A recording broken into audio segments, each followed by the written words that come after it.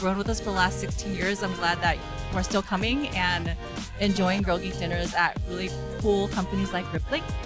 Show of hands, how many people know what Western Union is? Like that helped me take my thinking about my business to the next level. Figure out like why is the customer seeing this and just really help them understand how the product works.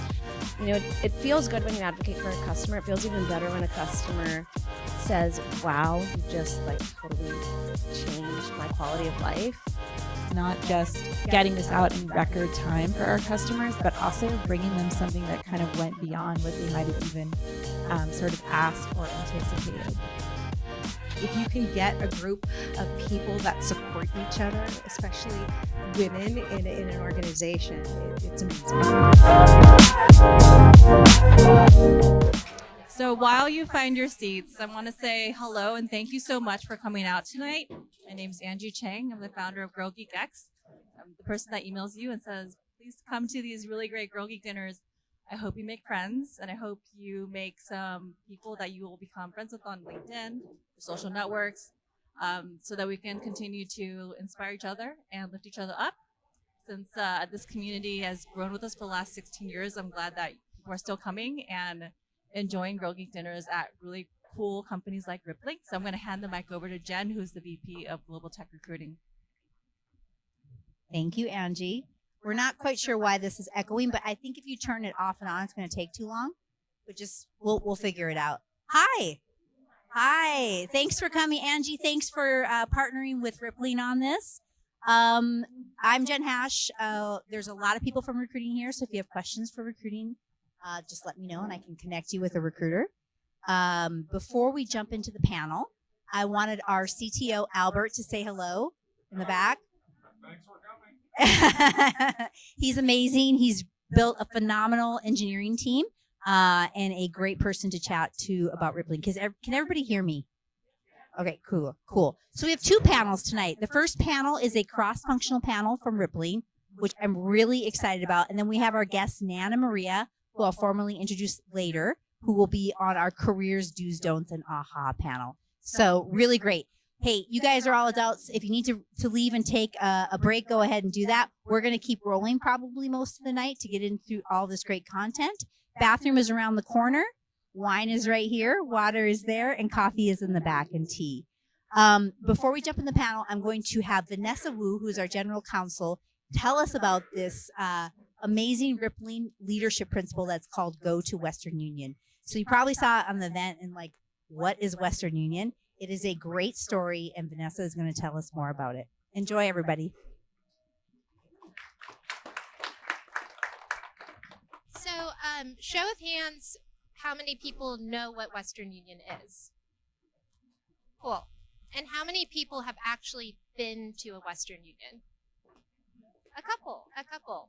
So the first time I actually went to Western Union, not known to be the most modern form of payment transmission, was on behalf of Rippling, and it was a really defining moment for myself and also a lot of the folks who were here at Rippling early on. It was about 4 years ago.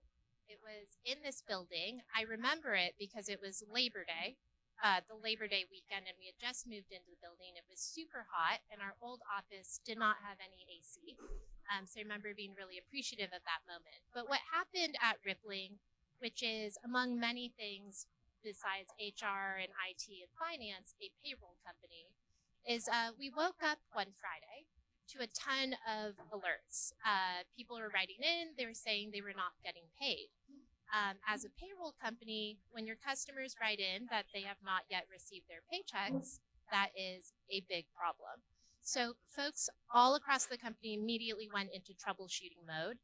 And we encountered that when our payroll, which was processing overnight, it didn't go through. And so folks were anxiously trying to rerun the payroll in order to try to get everyone on Friday paid. And what happened is we had a customer that had an accent aigu over the E in their name. And it was the first time that we had a customer that had any sort of special characters in the name of the company. and it broke the processing of our payroll. And so everyone after that customer, I won't name them, but it's burned in my mind, did not end up receiving their paychecks that day because it broke and it missed the same day payroll processing deadline. So folks would be paid the day after, that Saturday, but we knew that people, some people live paycheck to paycheck, and some people have auto payments set up, and it's really critical. Like what we do here may not always sound the sexiest, but it's really critical and impacts people in their day-to-day lives. And so what we did at Rippling, everyone just sort of galvanized together despite the hot weather. We all huddled in the conference room in the front. Some folks were like, could it get any worse? And I was like, it could. We could have no air conditioning. So I remember the day. And thought, like, what do we do? Like, so folks started getting on the phones, calling our customers to see if their employees would need their paychecks that Friday. Most customers were like, it's fine, it can wait until Saturday, that's cool. But there were a couple companies that said, no, this is a problem. Our people, our employees rely on these paychecks. They need to get this cash today. And so we then put our thinking caps on and like, how do we get, can we courier money out? Can we like go to the banks? And it wound up with a bunch of us like at Western Union trying to figure out how to like open accounts, get money out and just try to get like the couple of people who needed to be paid. And the ultimate end of the story, and now I'm thinking about this value thing and whether is that the Western Union didn't actually work because they blocked our payments for fraud. But the moral was like, hey, going through extreme lengths to do what is right by your customer is something that we were going to be really proud of, and something that it didn't matter if you were in legal like me, or if you're in engineering, or if you were on the sales team. Like, we knew how important this was to the company, and we were going to do what it took and like what we knew we could contribute to the table in that moment to get stuff done. And so that is our Go to Western Union value. It is something that I am really proud to say, like, I feel with everybody I work at this company. We have had sort of big events. I think the panel is going to talk about some of those that have happened since our Western Union Day. Just to know that there is a value and an ethos at this company, which is like, we're going to do right by our customers, and we're going to be creative, go to payment institutions that we know nothing about, unfortunately, and just try to do right by our customers. So that is the Go to Western Union story.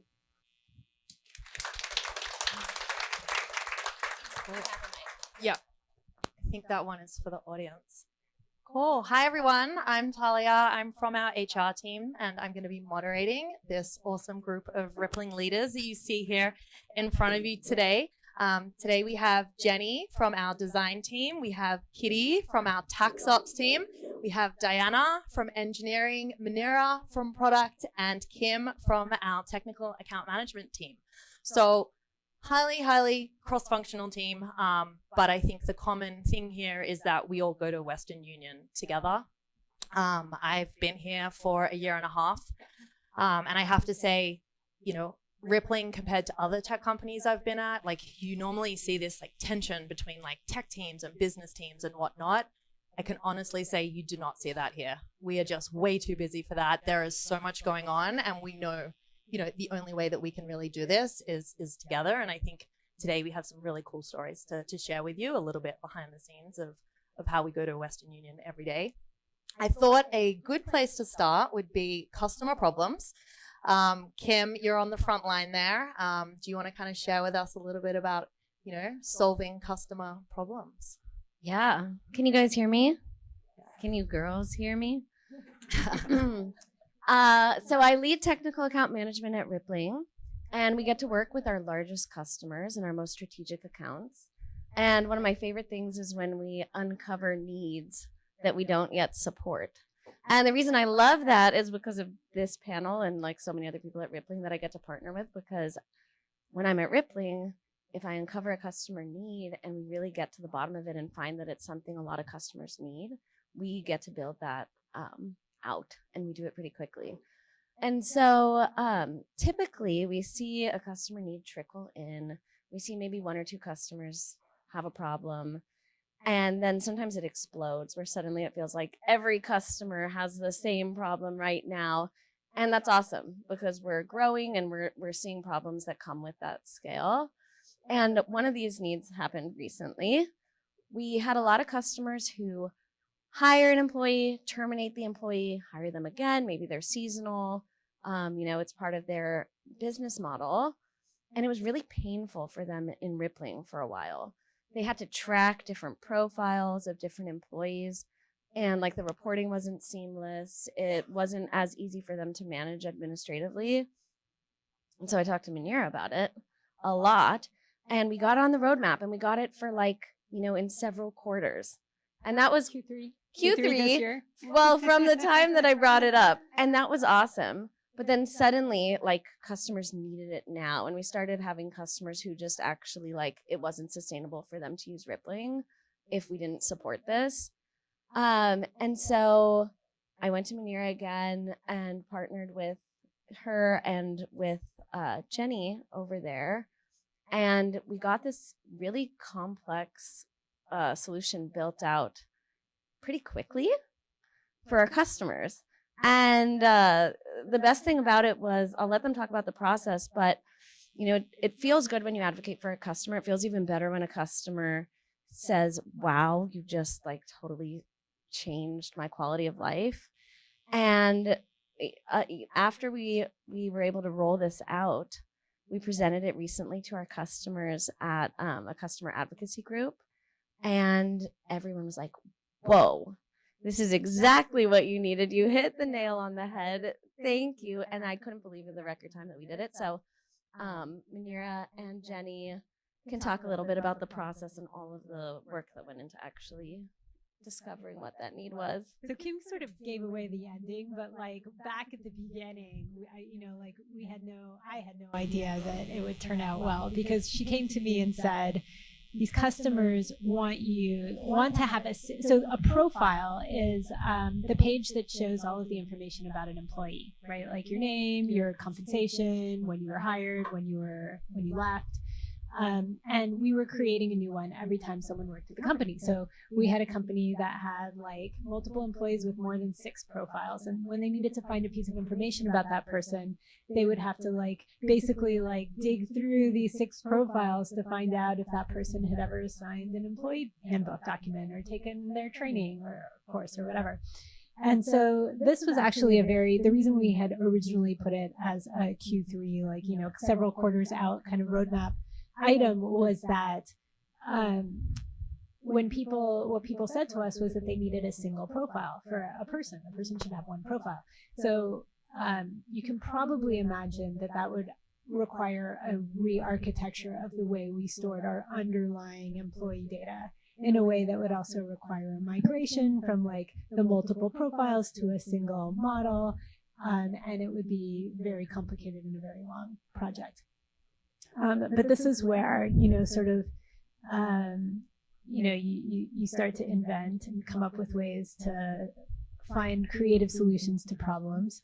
And so I had this idea that maybe there would be a way that we could consolidate things at the UI layer rather than all the way down at the data layer. And so I wasn't really sure if the solution would fly. And so I turned to Jenny, who leads our research group, to ask her if she could talk to some customers and get a better understanding of what was it that they really needed. They were saying that they wanted a single profile, but what actually was important? Yeah, so this is a really fun project because one of the, I think, unique things about our product research team is, one, that we get to partner so closely across the organization, but 2 is we don't just talk to our customers. So when we get to really thorny issues like this, we need to go outside the building or go to Western Union and find, say, an HRIS system admin guru type of another product, maybe a larger enterprise HR payroll system who can go deep into the weeds with us and really get into how does rehiring work in other systems? What can we learn from that? Can we kind of explore this idea of a unified, say, on the surface layer, right? But the profiles being separate. but also can we get beyond that? So I think one of the things we quickly saw is like, yes, the solution that we're kind of heading towards is very similar to what kind of our top competitors do as well. But we also learned a whole lot about problems that people have in other systems. And like, so kind of preempting ways we might have to go to Western Union in the future. So things like, how should you model the data? Like what's downstream of a start date or a rehire date? Could it be, you know, problems like benefits eligibility or equity and compensation, right? So all of those things we got into the weeds of. And we also saw ways we could really differentiate, like when you rehire, I think Manira saw some like really easy, just like, oh, here's things we can really pull forward so that an admin can have all this rich context that is in Rippling. So I think where we ended up is not just getting this out in record time for our customers, but also bringing them something that kind of went beyond what they might have even sort of asked or anticipated. So the solution that we ended up with was one where we basically let you page through all of the profiles. So we take you to the most recent profile, and then we sort of give you like a next, previous, and next button, so you can just see. And you can pick any tab. So if you're interested in documents, you can look at the documents tab and just page through like the 6 profiles. And we know that there's 6 profiles, right? But to a customer looking at it, it's like, oh, there's just 6 pages of this data, right? Or you can go to their learning management page and see what courses they took. And again, just page through the 6 profiles that they have. And I felt like we were cheating, right? Like this really felt like a huge cheat. But we were, and especially because we were able to get it out for Rippling in about 4 weeks, which is, so we dog food all of our products. We get to play with ourselves, and it worked pretty quickly out of the box. And so just like 3 weeks later, we had a beta launch to customers. And I was super nervous actually to show this to the same customers that were like, we need a single profile. I kind of wanted to hide under the desk and be like, so I have a solution for you. But customers, well, I don't know, maybe I'll turn it over to Kim to talk about what customers thought. Every single customer has said it meets their needs entirely. And I think that's one of my favorite parts about finding customer needs and then seeing it come to a solution is like, we do our best in technical account management to understand the needs and translate it to product, but having Jenny do all of the deep dive research she did, and then when you're actually building out a solution that I wouldn't have thought of that addressed actually the needs that they had, they were blown away. We still have customers right now like clamoring to get on the beta and give feedback, and everyone at this event that I was talking about with our customer advocates raised their hands to try it out. And so it's super gratifying when we're able to ship something so quickly, it meets their needs, and we see it like actually impacting customer quality of life really quickly. Yeah. I think something that's really special about us is about Rippling is no matter where your role is, like you cannot not be customer centric. It's not just a sticker on the wall at Rippling, right? It is literally deeply embedded. I think Diana, even like on the engineering side, I think it would be interesting to tell the team, like to tell everyone up here about how, engineering gets involved in, supporting our customers. Yeah. Hi, everyone. I just want to plus one what Talia just said. It's everyone's job here to support our customers. And so from an engineering perspective, we do get involved, and we get involved quite a lot. And to be honest, this is something I really appreciate about Rippling, where we have this value of putting customers first, but engineering is not on the sidelines. The main touch points for us in working with customers are through partnering closely with our support team. We work on customer support tickets as part of our on-call rotation. But we also do more ad hoc customer calls where we might help a customer debug or fix an issue in real time. And sometimes we also do scheduled more intentional calls where engineering just shadows with the goal of understanding how customers use our product and build empathy ultimately. Yeah. HR for HR software is also a customer. So, engineers have to talk to me all day long, which I'm sure they don't like. Do you have an example you might want to talk about? Sure, would be happy to share. And this actually directly impacted my team. And so to set the context, we had a customer. They were going through implementation. This is the process where you set up your company and your employee base in Rippling. And they were targeting to go live with Rippling for their company in a few days. And as part of implementation, they were hitting a few issues. And so this admin that the implementation team was working with, they were becoming increasingly frustrated, and they were at risk of churning from Rippling. One of the main issues they had was directly related to a product feature that my team built. And so naturally, when it got escalated, I got pulled in. The context there was we built this product feature and launched it, and we were expecting or assuming customers would use it in a specific way. And this customer ended up using it in a totally unexpected way, and frankly, a way we didn't want to support. However, we didn't block it, so it wasn't really the customer's fault. And we also couldn't go back to the customer and tell them, hey, use it this other way, because they were already escalated. And so a few things happened as part of this escalation. And this was, again, a few days before they were going live. Within my team, trying to figure out, okay, what do we need to do? How can we solve this customer problem and really unblock this use case that they wanted to use in a timely manner? And so I worked closely with the on-call engineer and another engineer on the team, kind of, again, going back, putting our thinking hat on and figuring out a solution. I think separately, and this speaks hopefully to going to Western Union, since I was the one that engaged with the implementation manager and the customer themselves, like a lot of the other issues kind of fell onto me. And so I also went ahead and tried to find all the owners for these issues to either get an explanation or figure out like why is the customer seeing this, and just really help them understand how the product works. And I worked cross-functionally and across time zones for this. So yeah, overall, I think by a day before they were going live, we ended up fixing a lot of the most critical issues, and they were able to go live. And honestly, a lot of their employees didn't even see these issues. So yeah, all in all, I would say it was a success story. Very cool. So you're all probably thinking, what goes on at Rippling? Like, what is all this chaos, this customer escalations, and engineers on the front line talking to customers? I think something I'm curious about is how do we build product, right? Like, how do we do it differently to other engineering orgs and product organizations that might have a different approach to building? Yeah, I mean, the one key difference I see is we don't only say we care about product and we want to build a quality product, we actually do it.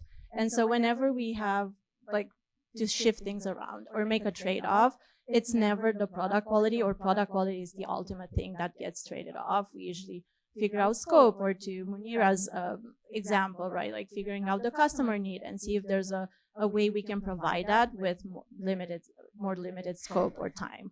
And so, yeah, kind of going back to appreciating this value is we're being flexible. We put customer first, and sometimes that means we have to scramble or move things around, but ultimately it serves the customer and it helps us build the product that we want to. I think another really interesting thing that's different about the way Rippling builds products is that we are a multi-product company, which means that we have, spend, we have payroll, we have HRIS, we have learning management, we have applicant tracking. I could go on. I don't know. Does anyone know how many applications we have at this point? Plus 25. 25. Yeah, I don't know. There's a lot. 50 plus. So this has very big implications on the way that we develop products, because in order to develop that many products successfully, and each of these products is trying to compete successfully with the best in class competitive product on the market. Like, these are not low end entry level MVP products that we're talking about. We're trying to compete at the highest level. And I think one of the biggest the most important approaches that we take that enable us to do that is to rely on a platform layer that every product benefits from. So we have at the platform layer, we have reporting, we have permissions, we have approvals, we have workflow automation, and all of the other building blocks that all of the products that we are building need. And so that enables us to have small and scrappy teams that are able to go understand customer needs, understand what the best-in-class product looks like, and crank these out very quickly by relying on all of the underlying infrastructure. So I think that makes it a super fun place to work because we can very quickly turn things around for customers. Yeah, and build new products for them. Yeah. All hands on deck all the time. Kitty has been unusually quiet. She is one of our top Slack users at Rippling. She has a lot to say, and I think something that would be really interesting for you all to hear about. You may have read about it in the news. I don't know. It's a pretty big day for us. Last year in March, SVB. Kitty, you're the perfect person to tell us a little bit more about what happened. It is true. I am the second highest slacker at the company, all time. No pun intended. No pun intended. So for context, Silicon Valley Bank is a regional bank based in California that disproportionately banks for startups and like VC firms. And because all bad things in payroll happen on Friday, on March 10th, 2023, SVB was actually shut down by federal regulators. And so on that day, funds that were held at SVB were frozen, including money moving in and out on that day. So the impact to customers is quite clear, right? Like as a startup, you need access to your working capital to pay bills, to fund payroll. The impact to Rippling was actually very unique. And it was unique because we are a payroll provider. And as a payroll provider, we move funds on behalf of our customers in order to pay out their employees. And we use Silicon Valley Bank, SVB, to both debit our customers as well as pay them out.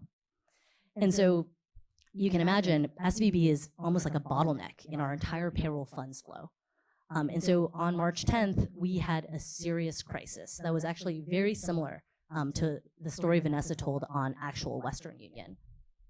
So on that day, we had no access to the funds that we needed to make payments for that day's check date, as well as, frankly, the foreseeable future, because we had no information on what would actually unfold over the next 72 hours. And so that really led to the first instance of our company going to Western Union. Our CEO made a very quick and decisive decision to use corporate funds to fund $119 million in payroll to pay out employees that day so that they could be paid. Because that is the golden rule in payroll, is you always pay on time and in full. Now, that was no easy feat, and a ton of people at this company had to then further go to Western Union to make that happen, and heroics were performed across the board. So, for example, in engineering, they had to pay out $119 million same day using an entirely different banking system. And to make that happen, they essentially compressed an entire quarter's worth of work into 24 hours, essentially moving our entire banking rails from SVB over to JP Morgan. And in addition, yeah, serious collapse. And by the way, Albert wired, I think, over $1 million to the IRS using code. I don't know.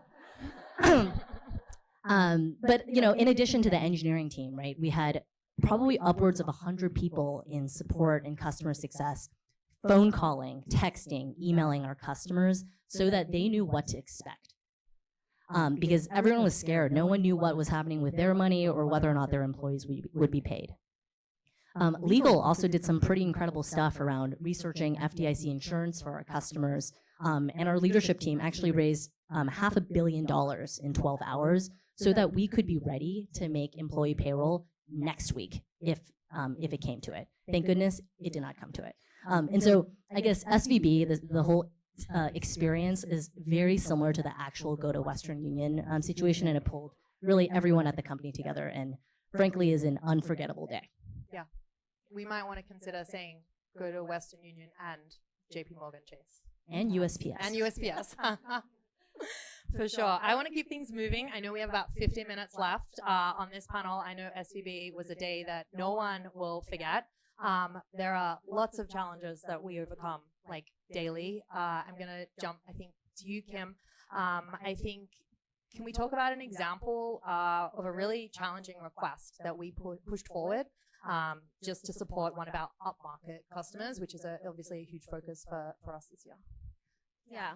So When I joined Rippling like 3.5 years ago, I was the only TAM because we didn't have that many customers that needed a TAM. My org is now like 75 people because we've gone up market so fast, which is awesome. And obviously we uncover a lot of new requests. And one of the coolest ones is that our customers are now acquiring and merging with one another. So there's enough customers on Rippling that they may go through mergers and acquisitions with each other. And Munira mentioned, imagine a single customer with 40 SKUs on our platform. We started facing this ask of, hey, now we have 2 companies that are this complicated. Can you combine them for us seamlessly? Combine all this employee data, make sure there's no payroll ramifications, benefits are seamless. We started scoping this out. And then suddenly 2 of our largest accounts needed to go through mergers relatively quickly. And my team really looks at customer retention, and this was a deal breaker for them. Can you merge our accounts and make it seamless or not? So we brought the ask to Munira and actually to it's the most cross-functional project I've worked on. Every single product leader had to be involved and bought in to understand what we would need to do. And we're in the process of making this happen right now. We're at the tail end of this massive set of mergers that have helped us retain some of our most upmarket accounts.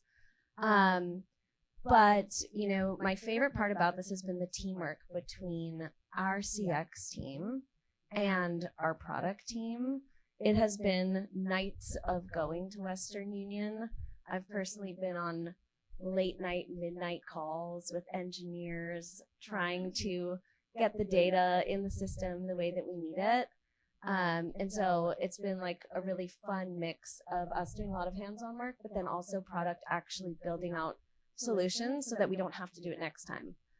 So we're going to Western Union right now, but we're also productizing this so that we'll be able to do it in the future seamlessly for customers. I just checked on this and we're down to one last task before we're completely done. So the fun thing about this problem was it was less about timeliness or urgency. So it was that these companies needed to merge, but they didn't need to merge tomorrow or next week or like even next month. Like they just wanted a plan. But the complexity here, as Kim said, was the number of teams that had to be involved. And so coordinating across the entire organization was going to be the big challenge here. And so the way that we did this was, first of all, explaining the criticality of this problem to our customers, and also sort of highlighting the fact that this year, 2024, is expected to be one of the highest, one of the highest velocities of mergers because of sort of the economic conditions. And so this was a problem not just that our biggest customers were facing, but also a problem that we're expecting to see over and over again. And then the second thing that we did as we reached out to like all of these cross-functional leaders across all of these different products was encourage them to think sort of along 2 lines. One is like, what can you build into your product that will automate this? And the second is, what do you already have in your product maybe that could be reused for this, or maybe like changed slightly to be able to support this? And so I went back to Kim and proposed a solution that would not be like a push button solution. Usually like the things that we build at Rippling are like 100% automated and like there's no manual involvement. But for something like this, I suggested that maybe we make an exception because this is not something that companies are likely to go through like many, many times. It's usually like a, one and done or like, more occasional situation. And especially for these first 2, like I proposed maybe we could come up with a hybrid approach where we had people on Kim's team sort of patching together the rough spots where it was going to be too burdensome to automate things all the way across all of the different products and platform. And so I came back with sort of like a proposal, like here are the things that we can automate for you. Here are the tools that we can use for the things that we can automate. And, here are the things that are going to be hardest because we're just really not quite there. Like, can we make this work? Yeah, and so we did. Like Manira said, we're wrapping it up right now. And it's really amazing. It's like I've never been at a company where so many people, when we ask them to do a late night call or ask them to do something incredibly challenging, they just say yes. And we've seen it again and again, whether it's like SVB or something like a massive undertaking, merging accounts. Everybody just wants to dive in and like has this extreme sense of ownership. So we're making it work. We're going to continue to make it work and keep making it better. And it's been a fun partnership along the way. Yeah, for sure. Don't let those late nights scare you, I think. Especially when you're doing it with others cross-functionally, globally, cross time zones. Like, it's always 3 p.m. somewhere in the world. Kitty, you are on the forefront of global. I think I have been here a year and a half. We were in 4 countries, mid 22, and we checked this morning and we're now in 19. So how did we turn on 15 countries in 18 months? Yeah, it's an undertaking. So Rippling historically and currently is a company that serves primarily U.S. based companies. But 2 years ago, we made the decision to go global and start building payroll-related products that serve a global workforce. And the goal really was to build a platform to make hiring and managing and paying a global workforce really easy. And so the definition of global has actually changed a lot since 2 years ago. In fact, it changes weekly. But at its core, what we do today is we have natively built payroll and tax calculation software in 9 countries. We have EOR services in another 11 countries. Employer of record. Employer of record, essentially a shell company that hires employees on behalf of others. And we do contractor payments in 50 currencies across 70 countries. And so global has really expanded our reach here at Rippling. And to be honest, I think what is most impressive about global is the breadth of people that it touches here at the company. And so just to rattle off a few examples, right, like legal gets in super early to essentially set up our entity in each country, as well as research what employment risk there might be so that our EOR can be compliant. We have product managers and compliance people who are essentially serving as in-house accountants and defining every country-specific rule that there might be so that we can build the software to be compliant. And trust me, they wear many hats along the way, and you'll be surprised exactly how much a country's taxes reflects the country itself. Other examples, you have engineering, obviously building the actual product. There's a huge role around payments and our treasury function, really to both set up a local bank account, that's step one, but also researching what are the ways we can compliantly debit and move money on behalf of our customers from one funding destination to another payout destination. And it ends up being much more complicated than you think. And so, Go Global is like one of those initiatives that touches everyone at the company. We've been, so we're now live in 19 countries, but we are also launching 2 to 3 every single month. And so it's both, I think, our platform capabilities, but also everyone finally knowing the roles and responsibilities that make it possible. Yeah, for sure. And obviously not one stop kind of fits all, right? And so Jenny, I think you've been imperative in figuring out how do we launch in all these countries that have very different requirements. Yeah, I think one thing I can share about this effort is that really early on, I think the focus was on building out global payroll and EOR. So really thinking about essentially full-time employees as part of a global workforce.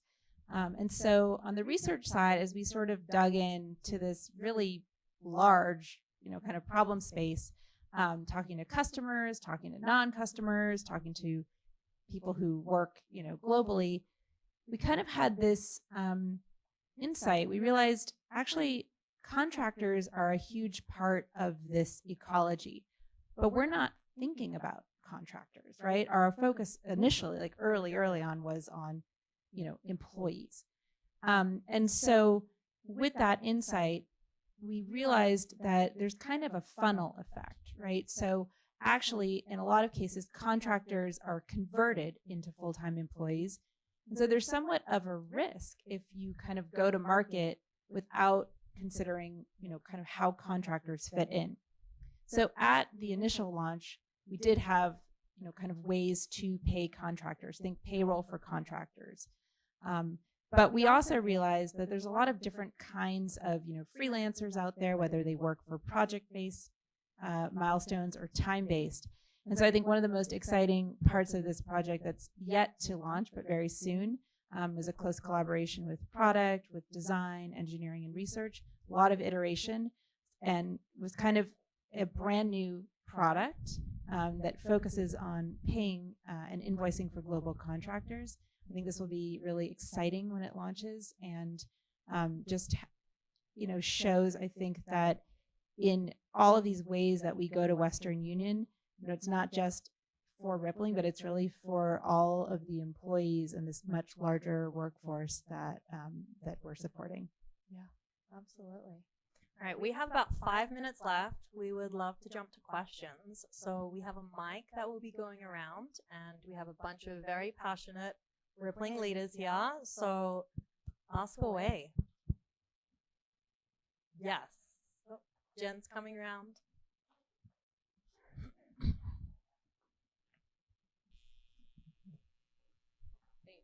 I'm Maureen, and I had a question for Munira and also the whole panel. I loved your point, Munira, about how your platform enables product velocity. I'm curious how you folks decided what to get right at that platform layer. Was it like lessons learned? Is it product expertise? But how do you enable that platform layer to help you with product velocity? Yeah, that's a great question. I think that there are a couple of things that we quickly, and when I say we, I'm going to give the credit here to Parker, when he founded the company, sort of recognized was going to be core to many different products, right? The first is the employee graph, just at its core. But then also, every product just has these commonalities. And so I think he just recognized this pattern of every product has reporting. You want to report on all of these things. All of these products have permissioning. And as part of permissioning, they need to know about the employee graph. They need to know who your manager is. They need to know who your HR business partner is. They need to know, there's just this commonality of things they need to know. And so I think the first part of it was that, just pattern matching and pulling those out into a layer that every product could use. I think the second way that we recognize what platform capabilities are important is every time we launch a new product, we look at what the requirements are for that product that could be leveraged across other products. And we pull that set of things down into the platform layer rather than building it at the product layer. Because we understand that if you do that, now you've multiplied the impact of that thing that you just built, whatever it is. Cool.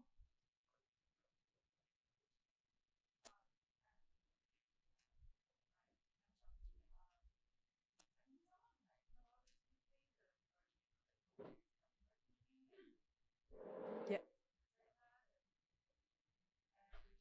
I think it's not. I don't think it's on.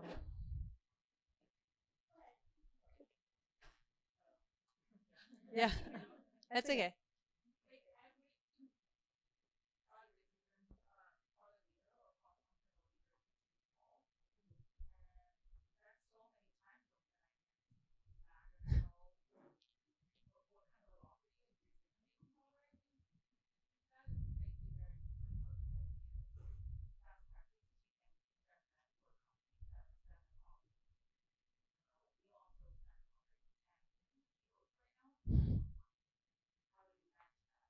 Yeah, so I mean, somehow as the leader for HRIS, a lot of cross-functional projects seem to land in my purview, for better or worse. And the way that I've the best approach that I've discovered to sort of rallying teams around these types of projects is that we have 5 product verticals with a product lead in each of those product verticals. And those 5 product leaders are my best friends. Like, I feel like I'm just like joined at the hip with those leaders. I meet with them frequently and keep them really informed about any potential project that might be coming down the pipeline that might need sort of cross-functional support, so that when it does actually land, it's not the first time that they're hearing about it. They're like, oh yeah, you've been telling me about that it might show up for a while now. Like, I've had time to wrap my head around it. I've had time to think about what the implications might be for my product areas and for like all of the products that are in my portfolio. And so I have some thoughts about how we can make this work and how we can simplify it and how we can make it easier rather than it being completely disruptive. So I think a lot of those things are relationship based.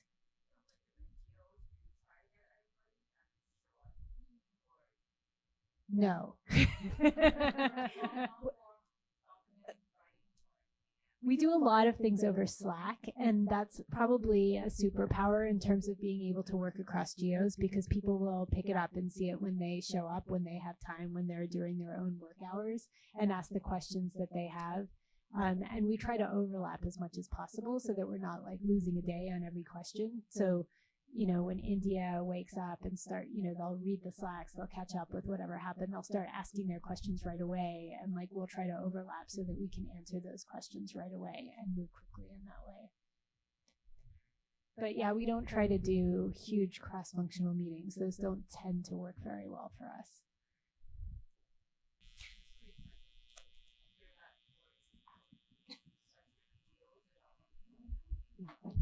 Yeah.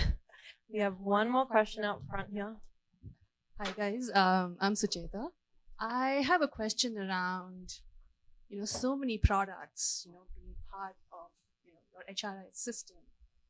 There is, how do you maintain the balance between, a good UX user experience and, features? Because I've seen so many of these products, tools we have used wherein they have tons and tons of features, but the UX is just it's unbearable.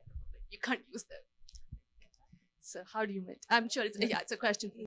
Yeah, I'm so glad you asked. So I think one of the ways I'll answer that question is by saying, I think when we think about these building blocks, so our permissions model, our reporting, our workflow automation, it's all the same across Rippling. So what that means in practice for our customers and HR, payroll, IT, and finance teams using the product is that they don't have to learn multiple tools, right? There's one reporting experience to learn. There's that consistency that we're driving for. And so I think it not only lends itself to like velocity of shipping new products, it actually lends itself really well to things that are typically hard, like change management and training.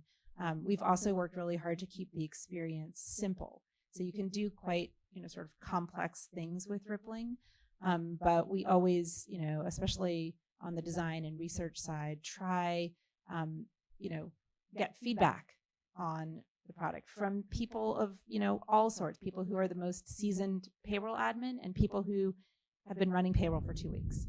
And so I think really having that, using those building blocks not only lends itself to kind of the magic of Rippling, but also the incredible kind of ease of use that so many of our that I think really wows so many of our customers. Thanks. I'll add one more thing, which is that, as I mentioned, we use our own products here at Rippling. And so we get feedback from every person. Like if you build something that is not usable, you're going to hear it from like everyone at Rippling. Like I know, like I'm terrified of launching a bad product because I know that like that's going to be like slacks directly to me, like one at a time that I'm going to have to answer one at a time. And in a few public channels too. Yeah, and a few and then usually in the general channel. That's the other place people like to complain about usability issues. All right. I think One I last just- thing, Yeah, I just quickly? want to quickly Yeah. add, like, one thing I've observed here is we keep on iterating on products too. Like, we're not stuck on a specific way we did it. And so I think that that also helps us in continuing shaping the products, where we keep on changing them just based on feedback and what we hear from our customers. Cool. All right. We have another panel that we're going to jump to, which is career do's and don'ts. Careers, So- do's, don'ts, yeah. and ahas. And let's give these ladies a hand. Fantastic panel. We're gonna switch quick. Maybe like start in 2 minutes. You don't want to miss the next panel. Grab more food, more wine. Thank you. And see you in 2 minutes. Hi again, everybody. Once again, thank you, Angie. Thank you, Girl Geek. This is a great event. It's our first event with Girl Geek, so really exciting and really fun to see everybody here. So the second panel is career do's and don'ts. I'm Jen Hasche. I am with I do recruiting here at Rippling. I'm going to have each of the panelists do a little bit of a career summary, career journey before we jump into the questions. So Talia, I will start with you. Hi, everyone. Again, Talia here. I'm on our HR team. I've been at Rippling for 1.5 years. I have an accent. I'm from Australia, so I've been in the US about 10 years. Have moved from New York, LA, and more recently, the Bay Area. I think I have pivoted at least 2 times in my career, and certainly can provide some tips for, making pivots later on in life. But have been mainly in recruiting and HR for most of my career, and now HR for HR software, which is super interesting. Hello, my name is Maria Chavez Cantu. I come from Twitch as a director of engineering for ads. Prior to that, I worked at Pandora, also as director of engineer. My background is I was an engineer. I am an engineer. And I'm an engineer that doesn't normally look like me, right? So I'm Mexican American, born and raised here in California. Woo! And, basically was like any other engineer that could attest, was the only girl in her classroom and definitely the only Latina ever, right? And so it's been a journey. It's been a struggle. It's been definitely imposter syndrome, but it's also been a great challenge and a great success. And I've had a great career, and I hope I could share some of that with you today. Hi, everyone. Again, I'm Diana. I'm the engineering lead for identity team here at Rippling. I joined Rippling 7 months ago. I'm also an engineer, started off of college as a back-end focused engineer. I worked in small startups, which was a great experience for me, just kind of be able to wear multiple hats and just have a lot of ownership. I joined Coinbase as an engineer in 2018, and that's where I transitioned into management, and now here I am. Hi everyone, my name is Nan Guo. My role here right now is SVP of Engineering at Zendesk. I've been with Zendesk for 4 years, but working in tech industries for almost 25 years. I start from very untraditional career. My training in the college is a medical degree, so medical doctor in training. So I switched my career in the .com internet booming stage, become engineering, and then working in the biotech, search engine, content management, ad tech, and now customer experience space. So definitely have my unique maybe perspective how I transition from one industry to another. Can share that my experience, and hopefully will be helpful for you. That's me. And I've been with multiple companies, large, small, startup, and big company. So very diverse background there, and really nice meeting of you to talk to you about my career journey. Thank you. Hi, my name is Munira. Again, I started my career as a software engineer. I studied computer science at school, and my first job out of college was as a software engineer, and then became an engineering manager. And then I took a bit of a career break and taught databases in Central Asia for a year. And then when I came back, decided to make a bit of a switch into product management. I spent a year as a product manager at a startup. Both of those experiences were at a startup, and then joined Amazon as a technical program manager, and then became an engineering manager. So sort of like flip-flopping between the different roles. I spent 16 years at Amazon, and launched a couple of businesses. Two were in the ad tech space, and the last one was called Amazon Live, which is a video shopping program for influencers to sell products on Amazon. And I joined, left Amazon and came to Rippling about 2 years ago. When I was at Amazon, I was a general manager, so running both engineering and product and marketing, a couple of other organizations as well. And when I left, felt like I sort of had to choose. Not a lot of companies structure their organizations with general managers of business units, so decided to go back to product management, and so have been here for 2 years as the product lead for our HRIS product vertical. Awesome. Great intros. Thank you, ladies. Nan, I'm going to start with you. You have a really interesting background. You started out in medicine. Can you share with us how you got to engineering? Absolutely. Sometimes your career turn is not really by your choice. So I came to America. I cannot become a doctor just because I'm immigrant, and you don't get doctor practice medicine in America without green card. So that's just a realistic, practical matter I have to deal with. I was started on the PhD program for biochemistry. On the first year, I did really well, and my professor really loved my performance, but I don't really like it. I was like, okay, it's not really solving a real-time problem. I mean, it's probably research 5-10 years from now. It's not for me. I'm lucky enough at that time, internet booming. I was super fascinated with all the internet, kind of what can bring to change people's life. I told my professor, say, look, I'm really interested in getting into computer science. He was shocked. He was like, you have no background in computer science. You study medicine. There's just two different fields. Are you sure you want to change? I was like, I'm sure. I think I want to try that. At that time, I'm young, fearless. I don't know what I get myself into. So I went to the computer science department, say I want to pursue my master's degree in computer science, and the dean in the department shocked, say, okay, you have no background. I don't believe you can make it. So give me a really tough job. Say I give you 1 semester to prove yourself out. And so I did. I working so hard and prove myself out. Since then, I was like really enjoying solving real-time problem with computer science. And I got a master's degree in computer science. Since then, I work in the tech industry. So that's just not my choice at that time, but I felt like I catch the opportunity at that time, and I no regret. But at the end of the day, actually, my medical degree and computer science have a lot of commonality because it's all about solving problem. So you can imagine when you actually talk to a patient, you don't wait for 5-10 years to solve their problem, right? You don't do research on their disease, but you actually need to have immediate response to the problem at hand. The problem-solving skill is exactly the same. That benefit dearly on how we're solving computer problem and in software development. So I will looking back, I would say that choice is, I'm lucky enough, I was able to have a limitation about my career at that time, but I was be able to make decision for myself, committed to it, and really make it success. So that's my journey. But I would say, if you want to do it, there's definitely determination and the resilience you need to invest yourself into that and stay learning, because you're behind, but you actually want to make sure you'll be able to spend the time to catch up. So for me, it's very, I would say, I really enjoy that journey.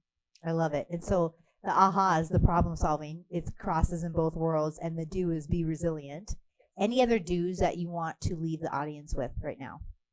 Career do's. So I would say, if in terms of if you want to transition from non-tech to tech, if you not starting from the computer science degree, but you want to get into tech, first you need to ask yourself, this is for you? You want to commit to it? It's hard. I won't lie for that. It's not easy transition. You are behind. People study in their college, and you are years behind. So, but one thing is, I really looking back, reflect is, if you want to good at something, you need to invest 10,000 hours into that topic, right? Some people spend 4 years. If you spend 8 hours a day and you spend probably 4 years and to get there, 10,000 hours. And if you want to accelerate that, you want to spend more time to get that catch up. I did. So I think I would say determination, and you really make sure you want to do it, and you actually invest yourself to do it. but enjoy doing that, not just feel like you're suffering, but actually when you're doing it, it's like you love doing it, you don't feel the pain. So that's for me. So I be able to catch up on that within a very short period of time, 2.5 years, I catch up with everybody else. And also select the discipline you can be excel. Tech industries, the technology evolves so fast. I select data management. I select the big data and the database. And that's the niche I want to get really deep and become expert on that. But you can select the discipline you love, but really get deep on that, make you an expert in that area. You can do it if you're determined to do it. Love it. Maria, you mentioned imposter syndrome already. So I'm going to play off that a little bit. And, the career you've had working in this industry, can you share more about that and what that means to you? So I have also been in this industry for about 25 years. And it's been a challenge. I was also ignorant to what I was getting myself into at school. I thought, yes, it sounds like a great career. It was very hard. It was very, very hard. But fortunately, my work ethic did not allow me to quit. I come from immigrants. My father was a migrant worker in strawberry fields, and so he instilled in me a great work ethic, and so I applied that to my life. And I also started college with a computer science degree and thinking everybody has been coding since birth, I'm way behind. But I managed to stick with it and be successful there. So the imposter syndrome really came from that, right? You always feel like you are not enough. You always feel that you're behind, that you're trying to catch up. And one of my big do's is to be confident in yourself with what you bring to the table. Everybody has something about them that is special. Figure out what that is for you, because that will be your differentiator. So, for example, in college, nobody wanted me to be on their teams, right? I'm the only girl in the classroom. They all think I can't code. Nobody wants you on their team. So what did I do? Aside from being a girl, and none of these guys had ever been near girls before, that was one advantage. But two was I actually enjoyed English. I liked writing. And so what I told them, hey, I will write your specs. Guys hate writing, right? They hate writing specs. They're always like, it's a waste of time. They go obsolete. I was like, no problem. I will write the specs. I will write the test plans. I will do all that stuff that is required in a course. And sure enough, that's how I got on the teams. That's what I brought to the table. Obviously, as you get ahead in your career, that evolves. And what you bring to the table, like I said, is going to be my work ethic, right? It's going to be my passion, the energy that I bring into the room or that I bring into the team, my ability to collaborate with people. And then ultimately, as I got later in my career, it was my ability to lead people, to bring them along, to want to be part of what I was doing. And that part is influence, right? And so I think all of that is important with that imposter syndrome. You have to have confidence. Update your resume, even though you're not looking yet. Update your resume so that you can know what you're good at. You have to believe in yourself before somebody else is going to believe in you. And so that confidence is really important. Awesome. I like that. So I've had a few questions on the floor about hiring and connecting, with recruiters here at Rippling. I know you're all hiring managers. And so, Munira, I'm going to start with you, but I would love to hear, what do you look for when you're hiring? It can be, for me particularly, I look for, can somebody unlearn? Are they coachable? They can be really great at what they do, but it's going to be different at Rippling. And I want to know, can they adjust? Can they change? Can they be coachable? So anything like that, or however, but I'm gonna go to everybody in the panel. So get ready to answer this question. So I think the audience is really curious about that. And for Deanna and Talia and Munira, think about how we hire at Rippling as well. Can someone else? Okay, I need a second. Okay, sorry. I can definitely start. So sorry about that. Yeah, I think that two questions I want to split it into two things. One is hiring, right? People, what are you looking for in the people you're hiring? oftentimes we easily fall into you want to exactly do the checkbox. Like, oh, I have this 5 requirement, I check, and that's the person I want. I constantly told my teams, no. I mean, of course, if you find that unicorn, that person check all the boxes and also have the drive to not only for now, for future, great. Rarely you find people check all the boxes. But what you're looking for is people have the solid foundation. They have a good training. They know how to do the work, but they don't have to perfect fit about the technology you're asking them to do, but they can learn fast. They're curious enough. They have the drive to learn. They also have determination and resilience to learn.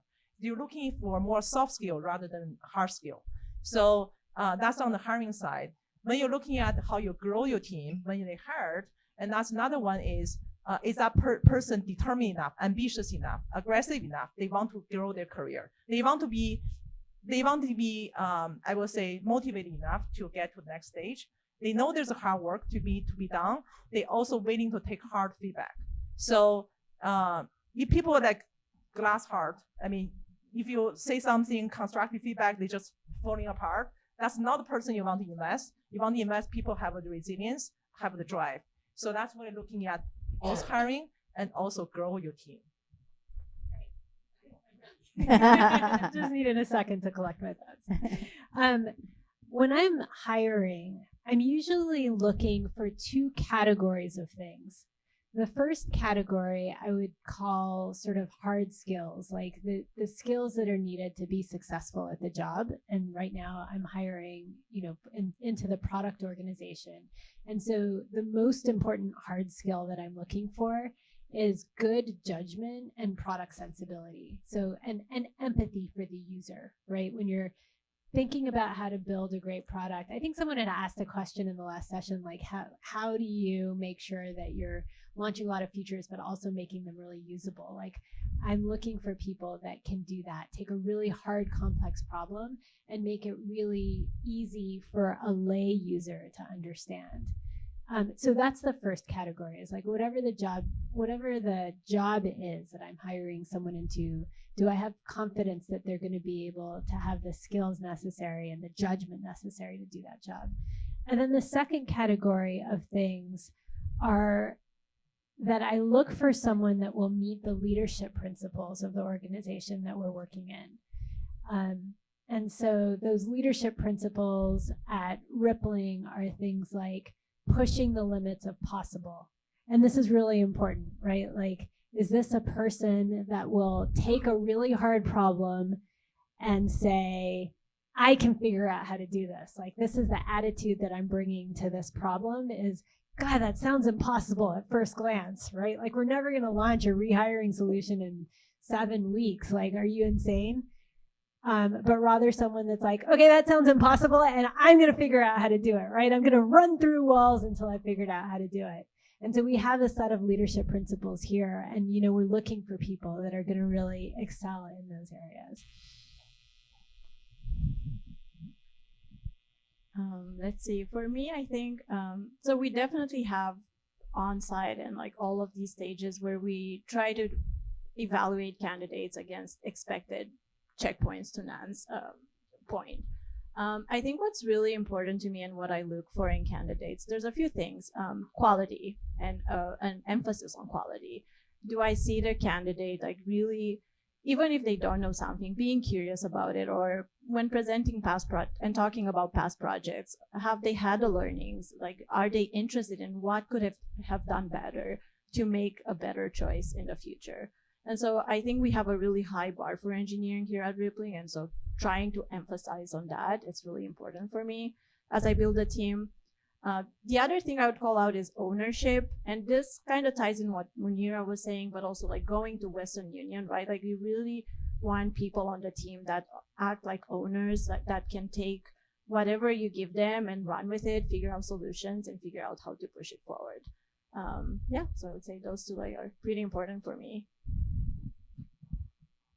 I'm trying to think of something that hasn't already been said. I think, I echo leadership principles. I think that's very important. I think it's important to understand the full product, not just the piece that you're involved with. What are you building? And do you take that ownership from end to end, right? It's about understanding the problem, providing the solution, verifying its quality, and that it actually solves the problem, right?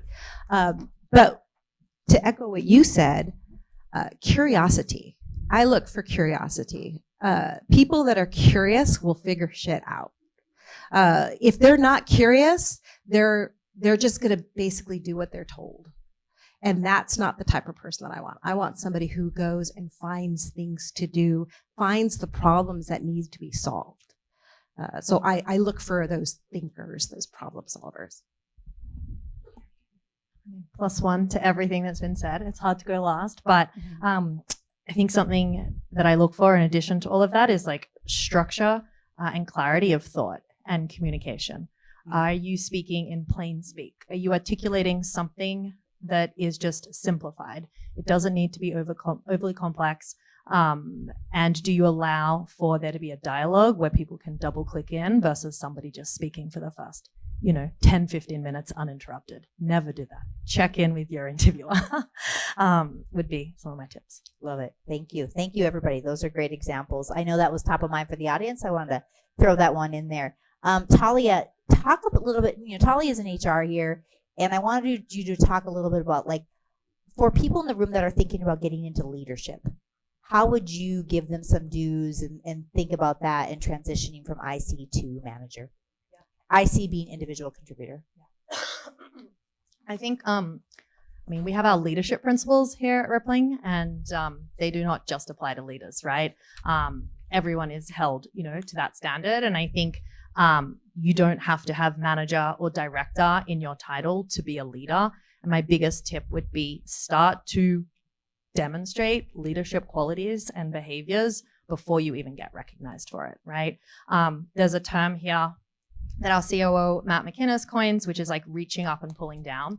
So how can you look at what your manager has on their plate and how can you reach over and take something without, needing to be asked, right? Could be offering to lead a team meeting. It could be offering to recap and like drive next steps forward for a group effort, so that when that day comes, when there is an opening, right? It's just a no-brainer. It's like, oh, Jane already demonstrates leadership qualities, right? We have this manager role and we will take a first-time manager. And it's just undeniable because everyone in the room that's part of that internal decision to promote or not promote into a manager, like, can see it already, right? And that starts with kind of exhibiting some of those behaviors before you even get recognized for it. And Deanna, I'm gonna piggyback off a little bit because this is one of the questions you and I were thinking about is you have an aha moment going from an IC to a leader. You mentioned that at Coinbase. What was that transition like for you? Yeah, that's a great question. I would say it was very organic for me. I think sometimes I talk to candidates and they tell me like, oh, I want to be a manager, and they have this plan and they kind of shape their career around that. And it wasn't like that for me. And so it was really interesting. But I think to what Talia was just mentioning, I think there were a few key moments within my career where I kind of got the confidence to be able to take that leap. And so being an engineer at Coinbase, like this was pre-COVID, we were in the office all day. And so I think just naturally I would have colleagues coming to my desk to either pair program or just solve problems together. And I kind of realized like, oh, I'm enjoying this mentorship aspect. And yeah, kind of reflecting, I think I didn't realize it at the time, but I think it slowly built up within me. And then similarly, I did like a project as a tech lead, and I was working closely with a few engineers on the team, and the project went well. And at the end, I was like, wow, like this feels really good to have this impact. How do I scale myself to have more? There was definitely a piece of timing as well, where Coinbase was going through this hyper growth. And so when the opportunity came, I think to Talia's point, my manager went ahead and asked me like, oh, like, would you be interested? I think it would be a great fit. And kind of reflecting back on some of these experiences, yeah, I made a transition and I'm very happy I did so. I love that because I recently had a member of my team tell me they're interested in leadership. And we had a really, really transparent conversation. And I'm like, now that you've raised your hand, I can scale you. I can give you things that are a little bit more challenging as an IC, and how does that go? But it's like it's really great to know, like a do for me is like, let me know. And I think another thing that really helps is let that manager know, like, it doesn't have to be now, it can be in the future. That also helps a little bit, like with the pressure of like getting that person to the next level like immediately versus you have a little bit of time to get them there. I'm going to stay with you, Diana. How have you been handling such a demanding tech job? But I want others to actually come in and answer this too, because this is very top of mind. I crowdsource a little bit out there, but like, how do we do it all? How do we work at demanding places like Rippling, like Zendesk, like Twitch? Share some stories. Yeah. Well, first of all, I don't know that I am handling it. I think I'm still figuring out. But yeah, there's definitely a few things that have helped me. I think one is setting boundaries. And I know like this gets thrown out a lot. And to be honest, it takes time to learn what that even means. Like, does it mean not to be online on Slack and kind of take the time for yourself? Or just what does that mean? I think every person's different, and that means differently to different people. The other thing I think that helped me is also a mindset change. And so I think before I was like, oh, this is too demanding. Like I was just waiting for those days, actually starting the day with the assumption that it will be easy, and then it's not. And so I changed my mindset, and I'm like, okay, I expect every day to be hard and like to be back to back between like personal life and work life and like all the things that are happening. And then when the day is easier, I get to enjoy that. And so that also kind of bootstrapped a bit that. And I think my job also helps me because I do a lot of context switching. And so I'm also able to kind of go home, okay, and do dinner or whatever it is. And then if I need to go back to work or read a message, and I can do that really easily. So I'm kind of fortunate that the job made me do that. Yeah, that's awesome. Anyone else? I can speak a little bit. So I think my hardest realization of the difficulty and challenge between life and work is at my startup experience. So I joined QMogul at that time. It's the video advertising company, and we are the year before go to IPO, and you can see how intense that would be to take the company to IPO. So I was leading the project to getting the company to be SOC 2 compliant. Therefore, we can go at IPO at the time. And we used to be talking about QMogul life is the dog year. So you spend 1 year in QMogul is like the 7 year in any other company. I see some of my coworker get in there was this guy have a full of gray hair, and 5 years later he was bald. and we see that. I was like at that some time, one project I was leading on the data transformation. We're going at that time it's Kafka 0.9, and we're going from a batch processing for data to real-time processing for advertising. Literally for 3 months straight, every day I only sleep 3 to 4 hours.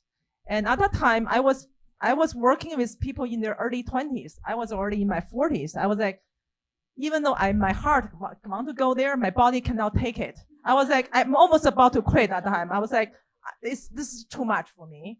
At that time, actually, my century is actually my son was every day coming home. He said, "Mommy, I want to play a little bit with." So I played half hour with him, and he actually just completely reset my I would say work life integration, not really balanced at that time. And then also I decided to take 1 day at a time. I used to be planning ahead for 1 week, 2 weeks ahead. It just felt like too much going on. You barely can make today, right? So I decided to, okay, 1 day at a time, make it. But after 3 months, things getting better, and we're actually getting to more kind of, I would say, reasonable kind of hours, and I actually get over that hump. I would say those times do come, but if you really feel you're actually working on impactful project, and you will, get over that hump, when you look back, you will actually, with the moment of your career, you will so proud of that. So I did have a few moments in that career. That's just one of them. But I will say, keep doing what you're doing if you're really passionate about it, but you need to be able to feel this is the work you actually want to devote it, and you want to really put your heart and soul into that. But I now regret. This is a experimenting. I was telling the joke for my dark experience, and people laugh about it. But at that time, I was literally thinking about quitting at that time. Yeah. But get over that. It's a great experience, and I can write a book for that. I have a couple I can add. I think one, just to your point about like the discomfort, right? And like just sitting in that, if it's something you really want to do, like the growth is going to happen at the edge of that, right? When you think, what am I doing? Like you are going to become faster, better, stronger, smarter, and things that were once hard will become easy. My second tip, and my boss bought me a book, Darcy McKay, she's our SVP of HR here. It's called Essentialism. And essentially the gist is you can't do it all. So pick the things that you want to do really well and then be okay, you know, not doing some of those things. And my last thing, sorry, I'll pass it, is just being a manager. Like at Rippling, we also do IC work. But the more you invest in your team, crazy. The more you invest in your team, and when they grow, you grow. So you will be moving on to new things and be able to do more as your team expands. So really invest in them and their growth, and they're going to reach up and pull down off your plate. And so the kind of story goes. Sorry, I didn't mean to interrupt you. Yeah, I was just going to say, one thing that gets me through it is don't stress the shit that you can't control or you can't do anything about. So you're going to have situations where people above your pay grade make decisions, and you could completely disagree based on ideological or whatever reason. At some point, you just have to disagree and commit and just move forward, because you can't be stressing about every single decision that comes down at you.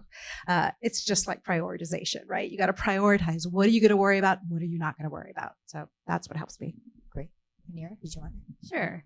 Yeah, I mean, I would say like the theme from like what we heard here is work hard. Like what everyone was describing is ways to work hard, and long, right? As well. It's not like you can't just. It definitely helps to to get efficient at what you're doing, as Talia was saying, but you still are going to have to work the long hours. And so when you think about how you fit that into your life, the other thing to do is take a hard look at your life and figure out how to simplify your life as well. Like what's important to you in your life, and figure out what those things are that are important and how you fit those in. And then think about the things that are less important and how you can minimize them, either in terms of how much space they take up in your brain or how much time they take up in your life. So, I have 2 kids and have the luxury of being able to afford different types of help, right? So like if you have that luxury, think about what you can do to make the life part of the things that aren't important to you in your life. How do you make those things easier? And I would also encourage you to think of it as an investment in yourself and in your own career.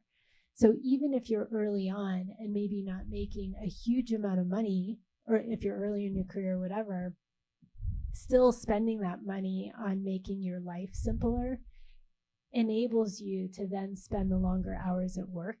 And if you do it right, will pay itself back, right? Like that's an investment in your career, your ability to get promoted, your ability to do better at work, and therefore your ability to make more money, right? So you're investing in your ability to make more money. So when you think about it, when you sort of reframe that problem that way, like don't feel guilty about those things that you're doing to make your life part easier. Maybe that's as simple as like Instacart instead of like the hour you spend grocery shopping, right? But maybe it's like something more involved, like a nanny or an au pair or whatever it is, like or something that helps dinner prep go faster, right? Like these are all, if cooking isn't your thing, right? If cooking isn't the way you unwind after work, like maybe you want to make dinner prep easier, maybe you spend money in that area, and you should think of that as an investment in yourself and your career. Yeah. The only thing I'll add there is ask. I was, so I had a daughter when I was 19, so it wasn't expected, and I was in an office where everybody could, stay late or do things, and I had to bolt, and I felt so awkward and weird because I had a bolt, and I was a recruiter at an agency, and it was commission-based. It was 100% commission-based, so I really wanted to put in the hours, and this is a long time ago, so you'll laugh. I asked for a laptop. Nobody had a laptop back then. And I just said, hey, can I get a laptop? I'll work from home I don't want to leave at 4, but I have to pick up my daughter. And, I never look back. And so sometimes you just have to Munir's point, like there's things that your employers will think about ways to optimize you, believe me. You just sometimes have to put the idea out there, and sometimes that makes your life easier too. I know we're at time, but I do want to give the audience, Jen, if you're still here.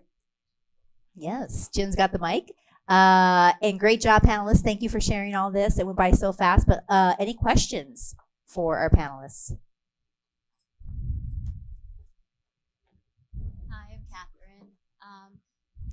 I was wondering, so for context, I'm reaching 7 years in my career, and I grew up and was raised as work really hard, put your head down, stay quiet, etc., all of that. And now I'm reaching that point where it's like that doesn't work. And so I was wondering if you folks could share, assuming you reach that point,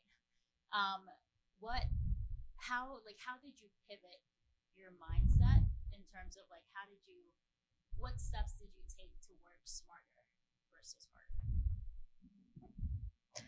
I had a scenario where I was an engineer doing the same thing. Hard worker, head down, company's best kept secret, right? There was an opportunity where there was an architect role that was opening up. And I recall seeing all these guys walk into the chief architect's office to interview for the position. And I was just like, oh, that person. And oh, that person. Oh, that guy. Okay. It's all guys. That guy. And then I started going, wait, that guy? That guy? Wait, I'm better than that guy. And so what I did was I basically updated my resume, and I looked at the job description, and I wrote a cover letter, and I went in there and I said, hey, I know how to do every single thing that you put there. And I gave myself that opportunity. It was an aha moment for me, because until I saw all those people walking into that room, I didn't know where I stood. But you have to give yourself that opportunity. You have to know what you're capable of and make sure that you advocate for yourself. Nobody's going to advocate for you. You cannot wait for your manager to just magically give you a promotion because you're working hard. You need to ask for the promotion, and then it's up to the manager to tell you either you're right, you do deserve the promotion, or let's work on what are the gaps for you to get there. But at least you've started that conversation. And that's what you need to do. And you need to do it as soon as possible, right? Unfortunately, not wait 7 years. You need to do it at 2. You need to do it at 3, right? Or you move to another company and they give you the raise, right? I couldn't agree more with what Maria is sharing here. I want to share 2 additional things help me. I was in the same situation before. In my first 8.5 years, I have no promotion. Some is because I'm on the immigration, getting my green card. But my manager is super nice to me. And I was just like, oh, this is a great manager. And really nice to me, really loving, caring, but no promotions, no raise. But all the hard work I'm doing, recognize you do the great work, but not really career development. So don't mistake a manager nice to you to the manager, a great manager. Great manager give you constructive feedback. That feedback is really hard to hear. One of my best leader I follow, he's the leader I saw I get fired by him. He's the only leader, almost make me cry. I'm a really tough girl, but hard make me cry. My stress was really high. At one moment, he almost made me cry. He's a co-founder at that time for T-Mobile. I saw I got fired. But he said, no, actually, you did a wonderful job. I just want to push you more. So that's the leader you want to follow. That's the leader give you constructive feedback, help you to improve, and also give you opportunity, sponsor you for your growth. My tremendous growth is coming from that kind of leader. That's one tip. Second one, don't mistaken working hard depend on what project you're working hard for. You need to very selective on the project. Don't share away from impactful project, challenging project, even though it's hard. As long as it's impactful, impact customer, impact business, guide on that. Don't just working for easy project, because sometimes easy project have a higher chance of success. Quite the opposite, because easy project have higher expectation to be successful, even your successful is given. the hard project, impactful project, you're getting surrounding systems supporting you to be successful. You get a lot of visibility. You're also getting, if you're successful, you're getting a lot of great opinion to grow. So those two tips I will say: work smarter, selective on the project you're working on, and the leader you follow. Okay, can I add Yes. two things? Yes. One, like, are you positioned for opportunities at the current company, right? If things are slow, stagnant, there just isn't that much, like, it's going to be harder, right? So are you at a company where there's a ton of growth and a ton of internal mobility is kind of one piece. Two, assuming that you are in a company like that, yes, your manager and all the things that have been said are super important to your own growth and development and mobility, but also, like, how are you leveraging the people around you and your network, right? And building those cross-functional relationships so that other managers on other teams also see the good work that you're doing, because good work rises to the top. With performance, like, we do calibrations, right? We get in a room with managers and we talk about what does good performance look like. And if someone's like, oh, Jane is amazing, Jane's a 5, she greatly exceeds high expectations, and every other manager's like, who's Jane? Right? Like, the best kind of discussions around calibration is when, like, everyone's like, yes, Jane, absolutely, she is a 5, like, undeniably. So, like, build that network and ensure that others can also see your good work, so that if they have opportunities, they might kind of, tap you as someone that they're interested in. Great advice. Great advice. Good question. Thank you. One last question. I'll let you get back to the food and wine. Anybody else? Yes, up here. Hi, I'm Trisha. You've all spoken so much about your individual strengths and your work ethic. Can you speak to someone who's been a good mentor or role model for you on your journey to where you are today? Manira, you want to take it? Or do you want I maybe just tag on what I'm sharing, the leader you follow, right? So I was lucky enough to have a leader challenge me. Then at that time it's very uncomfortable. So first you need to looking at the leader truly invest in you, and you need to be worthy of investment. So when leader looking at, okay, this person actually have the good drive and the curiosity, learning, and be able to have the potential to grow, and the leadership will invest in you. And also don't afraid to ask those leaders. If you see that leader, and try your best to get connect with that leader. And then the worst you're gonna sometimes be shying away from, oh, this leader is so influential for in the company. He doesn't know me. Whether I can connect with him or not. The best thing is you just ask. The worst thing is you get no. That's okay, right? So, but if you get connection to that leader, and the leader actually see your potential, they invest in you, they give you the real feedback, not just feedback. Oh, you're doing a good job. Keep up what you're doing. That's meaningless. The meaningful is the more constructive. Okay, I see you can do 1, 2, 3. Then I can help you to connect the other leader, give you impactful project, but also help you to grow your career. That's kind of mentorship and the sponsorship. There's difference between mentorship and sponsorship. You need to take initiative to approaching them and identify a leader you want to follow and also connect with them. So that leader will invest in you, but you want to work in yourself. What value you bring to that leader? They want to invest in you. So therefore, they both can be beneficial, because leader also looking for that potential people they want to grow in their organization. So looking at both sides. Sorry, sometimes I just need a minute. I love it. There's lots of different ways of thinking about what you want out of a mentor, right? And maybe it's a sponsor, maybe it's a mentor. In my career, I was actually the reason I said no to answering this question initially is that I've had a lot of mentors that I didn't feel like I got a lot out of, and frankly thought was a waste of time. And so had kind of written off mentorship, to some degree.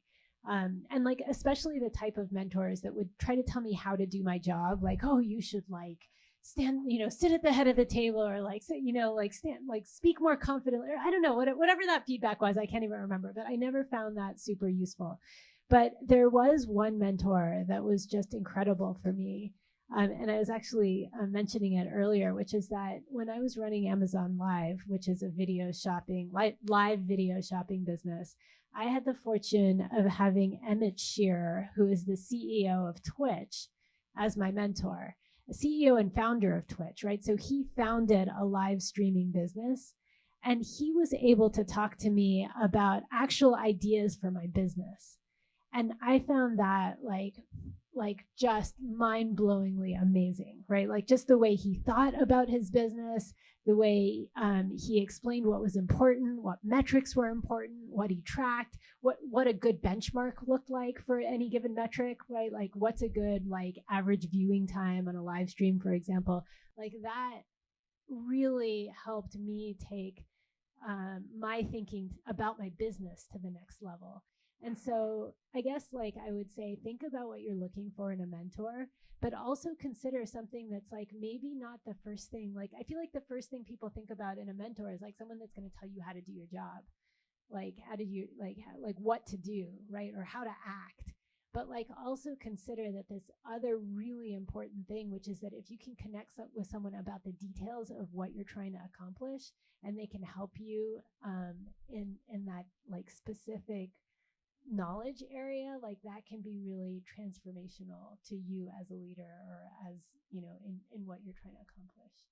Yeah, and I think different role models give you different things, right? And you will take inspiration from all the different leaders that you kind of, touch, cross paths with, et cetera, and you'll kind of select what are the things that I think are going to make, me, if I do that, if I try to work at that, like how can I incorporate that into my practice?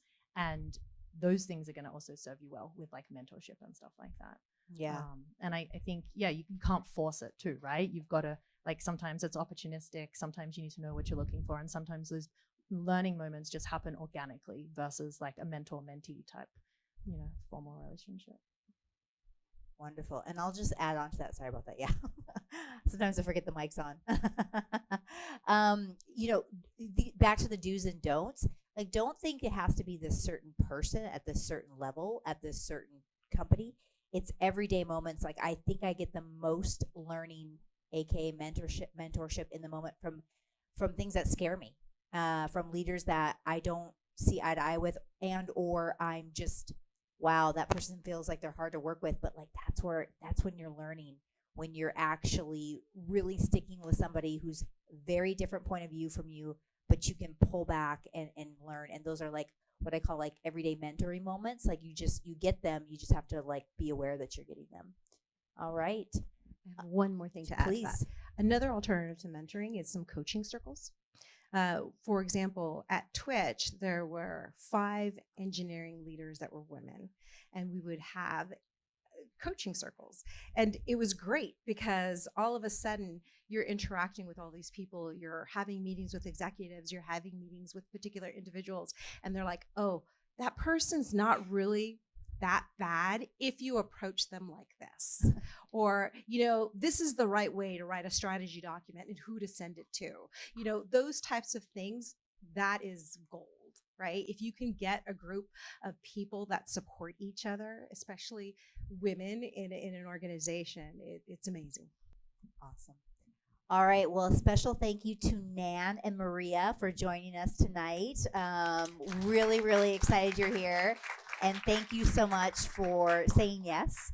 Again, thank you, Girl Geek. And I hope you guys all enjoyed it. I think we're going to send out a survey to get some feedback. And there are some people from recruiting. If there's no recruiters left, you can come talk to me. But it's jhash@Rippling. Happy to connect to you. If not, enjoy. Nate's here. He's raising his hand. And so Nate will help me out. And again, thank you for coming. Enjoy the rest of the evening. We're going to stay around for a little bit for some networking. Otherwise, safe travels on your journey home. All right. Thanks. Bye.